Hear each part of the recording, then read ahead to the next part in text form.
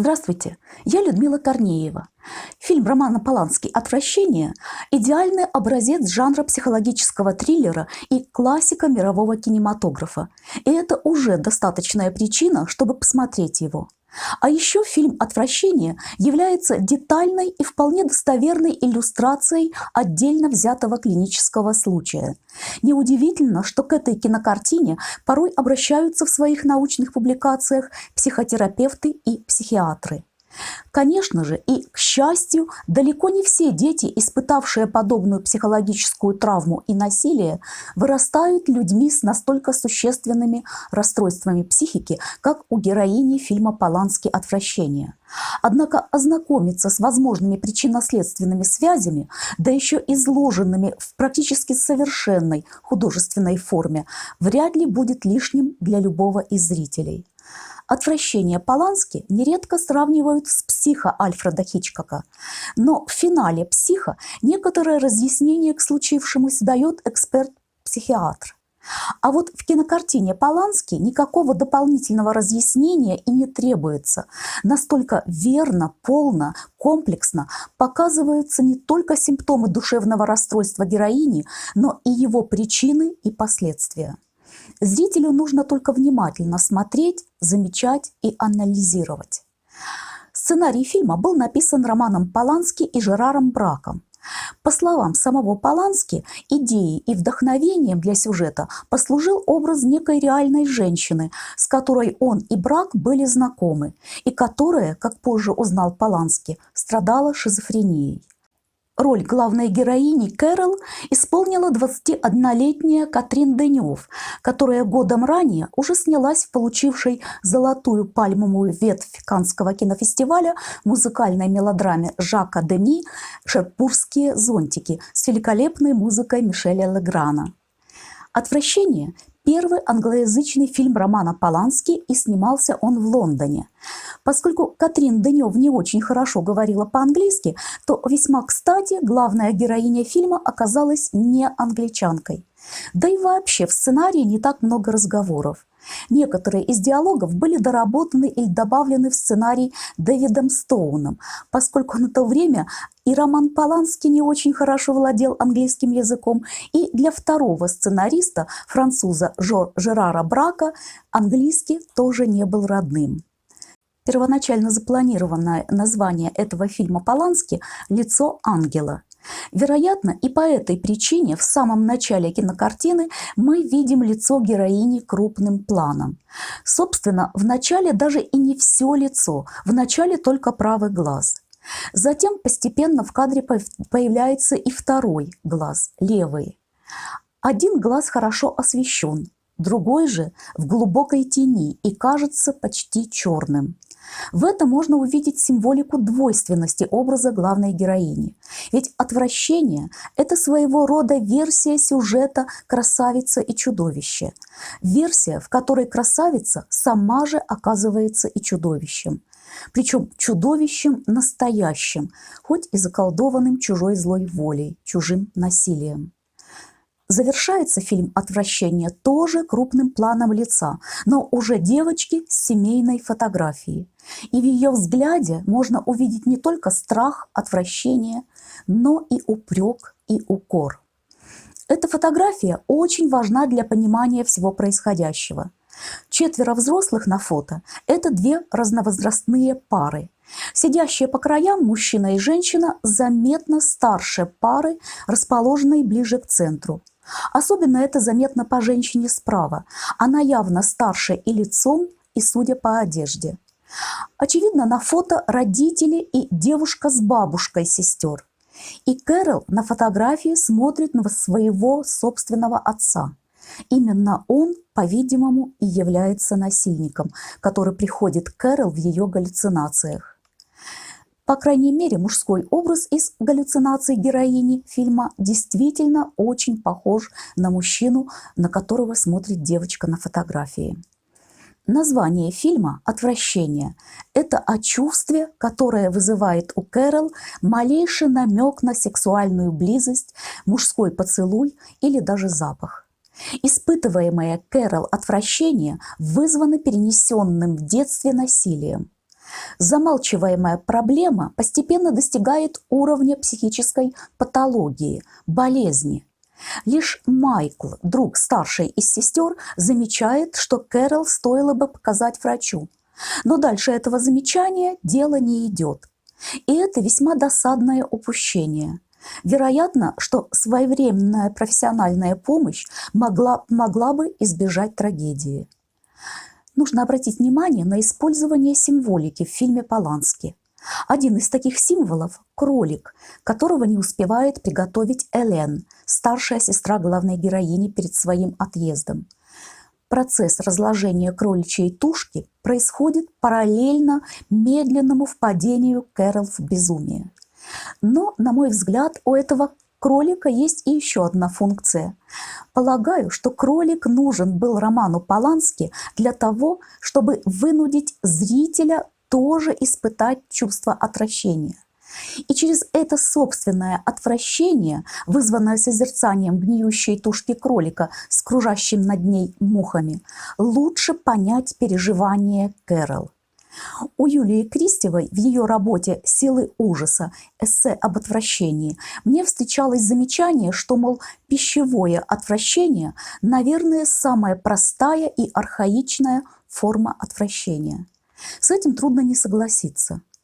Периодически показывая зрителю постепенно разлагающуюся кроличью тушку, режиссер действительно вынуждает зрителя глубже и полнее понять чувства и ощущения Кэрол. И, кстати, вызывая отвращение у зрителя, кролик явно же не вызывает ничего подобного у Кэрол. Ей наше отвращение к кролику неведомо и недоступно. Она даже его голову приносит в своей сумке на работу, потому что ее восприятие и реакции уже нездоровы и патологичны. Вместо естественного отвращения к разлагающейся плоти у нее формируется отвращение к живому и здоровому мужскому телу, запаху, поцелую. Интересно, что режиссер Полански проводит через опыт чувства отвращения и Колина, молодого мужчину, который влюблен в Кэрол и пытается за ней ухаживать. Вспомните, в кафе один из друзей Колина, шутя, целует его в губы. После этого на лице у Колина появляется гримаса именно отвращения, и он начинает яростно вытирать свои губы. Этот момент явно рифмуется с тем, как чуть ранее в отвращении вытирала рот и чистила зубы сама Кэрол после поцелуя Колина. То есть роман Полански подчеркивает вот эту избирательность чувства отвращения. У каждого она свое. У зрителя наиболее типичное и здоровое отвращение гниющей плоти. У Колина вполне понятное отвращение гетеросексуального мужчины к поцелую друга. А у Кэрол из-за полученной в детстве серьезнейшей психологической травмы сформировалось нездоровое, патологическое отвращение к мужчинам и едва ли не ко всему мужскому. Увидев утром в ванной друга сестры, Кэрол испытывает неловкий испуг, а затем словно бы задумывается и начинает отряхиваться. Ее напрягает обнаженное мужское тело, прикосновение которого она вспоминает, воображает, ощущает как насилие. Когда Кэрол находит оставленную другом сестры майку и нюхает ее, у нее возникают рвотные позывы. В какой-то момент героиня Катрин Денев вообще очень многое начинает ощущать как насилие. Тактильное насилие, визуальное насилие, звуковое насилие. Причем звуки звонящего в полночь монастырского колокола особо не отличаются своей назойливостью от звуков интимного процесса в соседней комнате. А все, что происходит насильно, может вызывать у человека чувство отвращения. Усиливает направление мыслей Кэрол и ее подруга, точнее коллега по работе Бриджит, у которой проблемы с очередным мужчиной. Бриджит плачет, жалуется, а затем добавляет: «Ну почему они все такие грязные?» Эта фраза явно ложится на уже удобренную почву в психике Кэрол. Поцелуй же Колина вообще повергает Кэрол в состояние, близкое к панической атаке. Позже дополнительное давление на психику Кэрол окажет и телефонный звонок от незнакомой женщины, которая в грубой форме высказывает обвинения в неких запретных отношениях. Зрители, вероятно, догадаются, что звонок был от жены любовника старшей сестры, и именно Эллен, то есть старшей сестре, те обвинения были адресованы.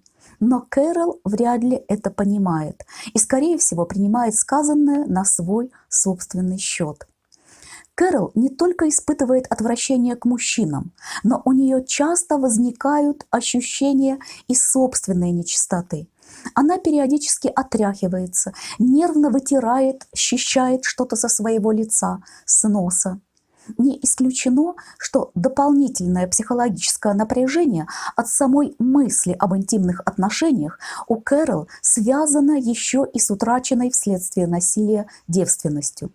Историческая и социально-культурная атмосфера, фон жизни Кэрол явно же не предполагает возможности полного игнорирования этой проблемы. Вспомните, в кафе мужчины, друзья Колина, громко и активно разговаривают и шутят о девственницах. То есть эта тема в фильме «Полански. Отвращение» объективно присутствует и обозначена. И явно же не случайно. В разных эпизодах фильма в кадре не раз появляются беспокоящие Кэрол трещины и разрывы. Причем исходящая от них тревога и угроза постепенно накапливается и нарастает. Вспомните и реальные трещины в асфальте, и кажущиеся трещины в стенах, в галлюцинациях Кэрол, и ломаемое с хрустом печенье. Вероятно, что эти трещины и разрывы символически связаны в фильме и ассоциированы в психике героини с произведенным насилием, с когда-то произведенной насильственно дефлорацией. Отнюдь не случайно самые угрожающие большие трещины появляются в воображении Кэрол именно тогда, когда она смотрит на фотографию. А сама фотография в этот момент даже как бы сдвигается с места, привлекая таким образом к себе и внимание зрителя. Далее все идет по нарастающей. Испуганная Кэрол натыкается на двери. Затем она опирается руками о стену, и ее ладони погружаются в плоть стены, как будто в рыхлое человеческое тело. Позже именно из этих стен будут тянуться к ней хватающие мужские руки. Но до того Колин скажет, что он взломает дверь, и испуганная Кэрол восклицает «нет». Обратите внимание на эту последовательность.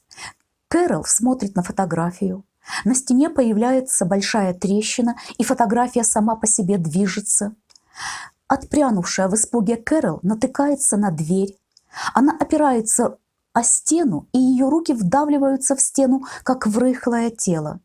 В дверь звонит Колин и грозится вышибить ее, если Кэрол не откроет. Кэрол восклицает «нет». Это «нет» адресовано не только Колину.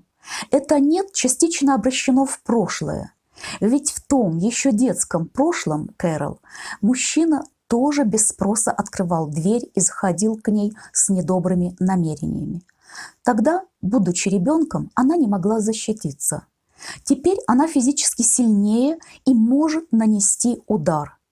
Но на месте насильника из детских воспоминаний и теперешних галлюцинаций Кэрол оказывается невинный, в общем-то, Колин. Кстати, при съемке эпизодов с появлением трещин использовались специальные механизмы, раздвигающие стену-декорацию. Для каждого следующего дубля возникший разрыв заклеивался и тщательно закрашивался. В фильме «Полански. Отвращение» есть несколько интересных отсылок к другим известным фильмам. Например, в самом начале титр с именем режиссера проходит через центр глаза, явно напоминая о знаменитом андалузском псе Луиса Бунюэля. А в приписке, которую Майкл делает на посланной Эллен из Италии открытке, он шутя рекомендует Кэрол не слишком предаваться сладкой жизни в их с Эллен отсутствие. но при этом пишет «Сладкая жизнь» по-итальянски и большими печатными буквами, что является явной отсылкой к фильму Федерико Феллини «Дольче Вита», снятому в 1960 году. Сам Роман Полански тоже появляется в своем фильме в 2 коротких эпизодах. Он один из 3 уличных музыкантов. Всего доброго и до новых встреч!